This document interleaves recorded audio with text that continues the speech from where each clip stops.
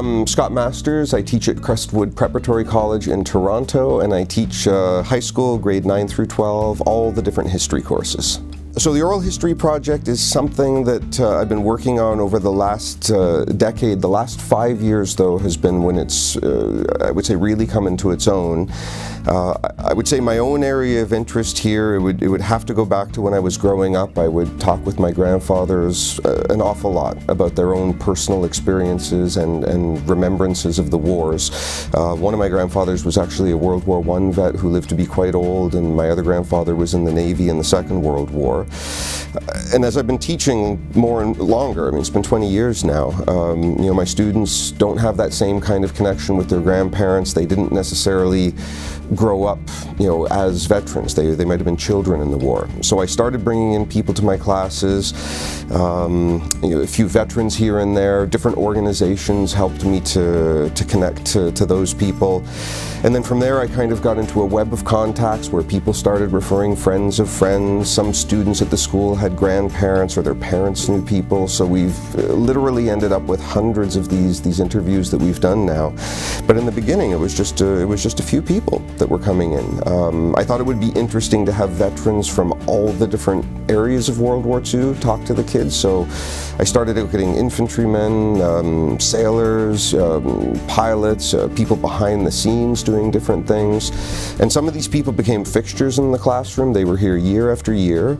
Some of them still come in well into their 90s. And you know, the reality is not everybody can any longer. So I thought it would be a good idea to preserve their memories on videotape.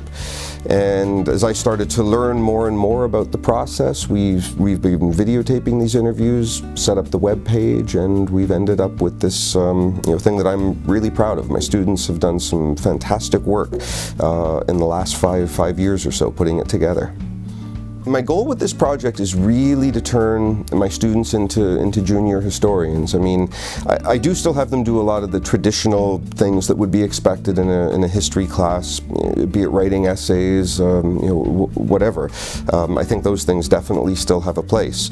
But you know, we're obviously getting into a period where technology has totally remade the classroom, and it's in the process of remaking how we teach things. That's, you know, such a big part of it. I want to stay current and relevant as much as I possibly can. So for me, the Oral History Project is just about approaching history from a different angle and letting the students actually be the historians, going through the photos, you know, digitizing people's papers and editing the interview and actually helping to create the page. I think it gives them a little bit more of a hands-on approach. So it's just a different way of learning about the topic.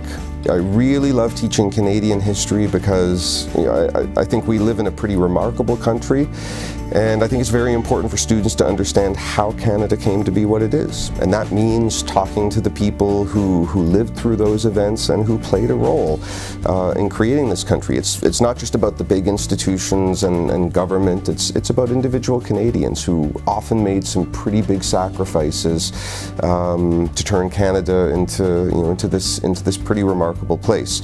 So history for me is about taking students back to those moments where they can talk to the people who were there, you know, the people who participated in the events and the people who helped put you know, Canada together. If you see Canada as a puzzle, you know, for me it's a puzzle with tens of millions of pieces, and these are some of the people who put those individual ones in place.